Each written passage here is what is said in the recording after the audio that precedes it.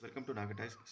ఇటీవల కాంగ్రెస్ జాతీయ నాయకులు మణిశంకర్ అయ్యర్ గారైతే ఏదైతే ఒక మాట జారారో, పాకిస్తాన్‌ని సపోర్ట్ చేస్తూ భారతదేశంపై చేసిన కామెంట్స్, అదేవిధంగా సందర్భానుసారంగా లేకుండా తాను మాట్లాడిన మాటలైతే పెద్ద దుమారాన్ని లేపుతున్నాయి. అయితే దీనికి తగ్గట్టుగానే భారతీయ జనతా పార్టీ నాయకులు గాని, మిగతా సపోర్టర్స్ గాని ఖచ్చితంగా వాళ్ళకి గట్టి కౌంటర్ అయితే ఇస్తున్నారు. అయితే ఒక సభలో యోగి మాట్లాడిన మాటలైతే భారతదేశంలో కూడా అణుబాంబులున్నాయి. ఆ అణుబాంబులు ఫ్రిడ్జ్‌లో పెట్టి దాయడానికి కాదు. సమయం వచ్చినప్పుడు, సందర్భం వచ్చినప్పుడు ఖచ్చితంగా శత్రు దేశం పైనైతే విరుచుకుపడతాం. అలా అని శత్రు దేశం మనపైన అణుబాంబు దాడి చేస్తే కూర్చొని ఊరుకునే రకం కాదు. అయితే ఇక్కడ కాంగ్రెస్ నాయకులు అన్న మాటలేంటి? మణిశంకర్ అయ్యర్ గారు ఒక యూట్యూబ్‌లో ఇంటర్వ్యూ ఇచ్చాడు. ఆ యూట్యూబ్‌లో ఇంటర్వ్యూ సందర్భంగా తను మాట్లాడిన మాటలేంటంటే, పాకిస్తాన్ తోటి మన భారతదేశం చర్చలు జరపాలి. అదేవిధంగా వాళ్ళతోటి స్నేహపూర్వకంగా మెలగాలి. లేని లేనిచో భవిష్యత్తులో చాలా ప్రమాదం ఎదుర్కొనే అవకాశం ఉంది. ఎందుకంటే భారతదేశం సైనిక వ్యవస్థ మీద, సైనిక దళాల మీద ఎక్కువ ఖర్చు పెడుతుంది. అదేవిధంగా సైనిక దళాన్ని పెంపొందించడానికి ఎంతో కష్టపడుతుంది. గత 10 సంవత్సరాల్లో సైనిక దళం పైన ఎక్కువ ఖర్చు పెట్టిన దేశం ఏదైనా ఉందంటే అది భారతదేశమే. కాబట్టి భారతదేశం, భారత ప్రభుత్వం ఇప్పుడు ఫోకస్ చేయాల్సింది సైనిక దళం మీద కాదు, చర్చల మీద. పాకిస్తాన్ తోటి చర్చలు జరపడం వల్ల సఫలమవుతారు. అదేవిధంగా పాకిస్తాన్ దగ్గర అణుబాంబులున్నాయి. ఆ అణుబాంబులు ఎలాంటి సమయంలో అయినా భారతదేశం పైన దాడి చేయొచ్చు. ఎందుకంటే పాకిస్తాన్ ఒక పిచ్చోడు లాంటివాడు. పిచ్చోడి చేతిలో రాయి. ఆ అణుబాంబు దాడి జరగకుండా ఉండాలంటే ఖచ్చితంగా భారతదేశం పాకిస్తాన్‌ని కలుపుకొని పోవాలి. వాళ్ళతో చర్చలు జరపాలి.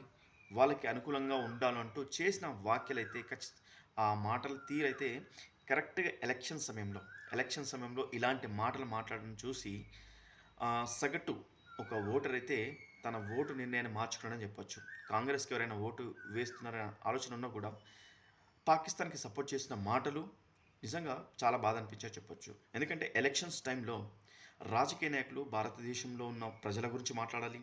ప్రజల భవిష్యత్తు గురించి మాట్లాడాలి.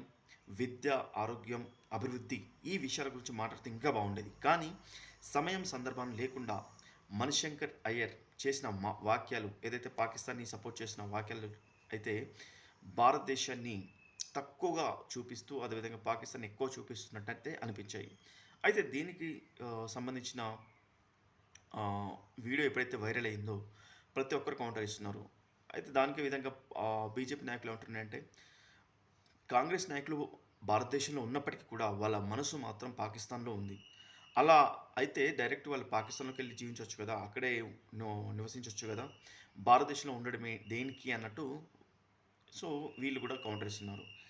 అయితే ఇక్కడ సమయం, సందర్భం లేదు. అసలు కాంగ్రెస్ నాయకత్వం మాట్లాడుతున్న మాటలు నా వరుసగా మాట్లాడుతున్న నాయకుల మాటలైతే ఆ పార్టీని ప్రత్యక్షంగా, పరోక్షంగా దెబ్బతీసిందని చెప్పొచ్చు. అయితే ఇది ఎప్పుడైతే మణిశంకర్ అయ్యర్ ఈ మాట మాట్లాడాడో వెంటనే కాంగ్రెస్ పార్టీ అయితే తన మాటలకి, పార్టీకి ఎలాంటి సంబంధం లేదని అంటే కవర్ చేసుకోవడానికి ట్రై చేసింది. కానీ అప్పటికే జరగవలసిన నష్టం అయితే జరిగిపోయిందని చెప్పొచ్చు.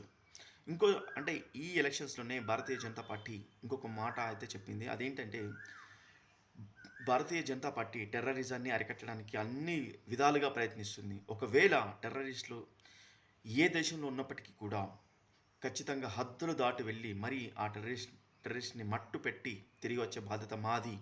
భారతదేశాన్ని రక్షించుకునే బాధ్యత మాది అని భారతీయ జనతా పార్టీ ఇదే ఎలక్షన్స్ ప్రామిస్ చేసింది. అంటే భారతీయ జనతా పార్టీ భారతదేశం గురించి మాట్లాడుతున్న మాటలు ఒకలా ఉంటే, కాంగ్రెస్ నాయకులు పాకిస్తాన్‌ని సపోర్ట్ చేస్తున్న మాటలు ఇంకోలా ఉన్నాయి. అదేవిధంగా కాంగ్రెస్ ప్రభుత్వంలో ఉన్నప్పుడు దాదాపు ఎన్నో సార్లు భారతదేశం పైన అటాక్‌లు జరిగాయి. టెర్రరిజం బాగా డెవలప్ అయిందని ఈ భారతీయ జనతా నాయకులు పేర్కొంటున్నారు. సో, దీనికి సంబంధించిన ఇంకొక మాట కూడా మాట్లాడరు. భారతీయ జనతా పార్టీ టెర్రరిజాన్ని ఏ విధంగానూ ఎంకరేజ్ చేయదు. అసలు టెర్రరిస్ట్‌ని ఏ విధంగా అలో చేయదు భారతదేశం లోపలికి. ఒకవేళ టెర్రరిజం ఎక్కడైనా డెవలప్ అవుతుందంటే ఖచ్చితంగా అక్కడ మట్టు పెట్టే బాధ్యత తామది అంటూ ప్రజలని రక్షించే బాధ్యత మాది. మా భారతదేశం అంటూ వాళ్ళు మాట్లాడుతున్న మాటలకి, అదేవిధంగా అయ్యర్ గారు మాట్లాడిన మాటలకి కంప్లీట్‌గా గట్టి కౌంటర్‌లయితే పడుతున్నాయి. ముఖ్యంగా ఒకటే మాట, పాకిస్తాన్ దగ్గర అణుబాంబు ఉంటే మేము చూస్తూ ఊరుకోము. పాకిస్తాన్ దగ్గర అణుబాంబు వేస్తానంటే, ఓకే. మీరు బాంబు వేయండి మేము చూస్తూ చనిపోతామన్నట్టు మాట్లాడము. అవసరమైతే అంటే మన దగ్గర అణుబాంబును కూడా విసరడానికి మేము కూడా వెనకాడము. ఎప్పుడు సమయం, సందర్భం వచ్చినప్పుడు అన్నట్టు యోగి అయితే గట్టి కౌంటర్ ఇచ్చాడు. ఇది సో, కాంగ్రెస్ నాయకులు మాట్లాడిన మాటలు, అదేవిధంగా పడుతున్న కౌంటర్లు. చూద్దాం మరి ఈ కౌంటర్లు ఎంతవరకు వెళ్తాయో. Thank you.